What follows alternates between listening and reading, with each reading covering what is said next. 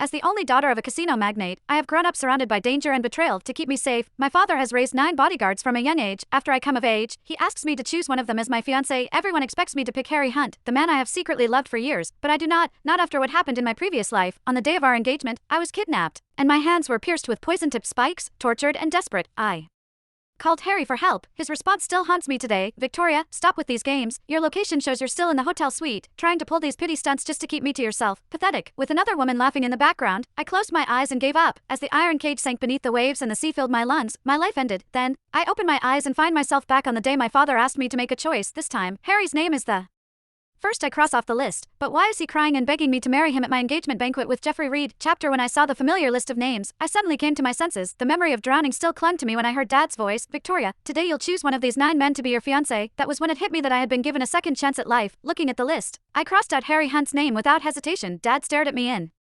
shock. Are you sure? You've been following Harry around since you were a child. Why strike his name off? Hold up, I'll have them prepare a new list. No, Dad. I cut him off, shaking my head firmly. It wasn't a mistake. I'm not choosing Harry. I'm choosing Jeffrey. In my mind, I could still see Jeffrey Reed's devastated expression after my death, his voice hoarse from screaming my name, seeing how determined I was. Dad said nothing more and nodded in agreement. He told me to keep it hush for now.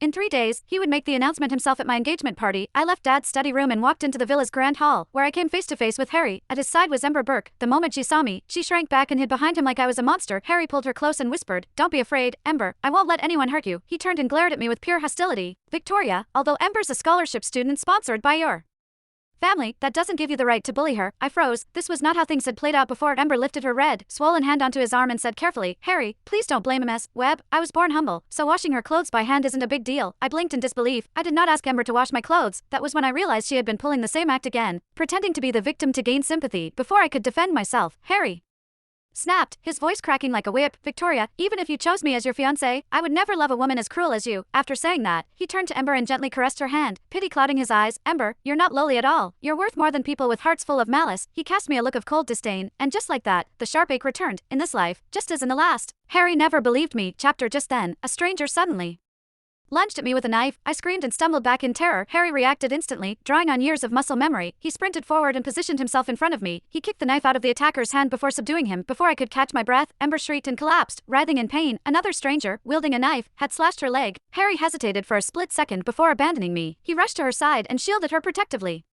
My heart grew colder with each passing moment as I watched the scene unfold before me. Seeing that no one was guarding me, the other attacker picked up his knife and charged forward. Just as the blade was about to pierce my chest, someone appeared out of nowhere and kicked the man to the ground. I opened my eyes and saw it was Jeffrey. The 2 assassins, realizing their plan had failed, fled in panic. Jeffrey's face went dark with fury as he turned to Harry and roared, "Have you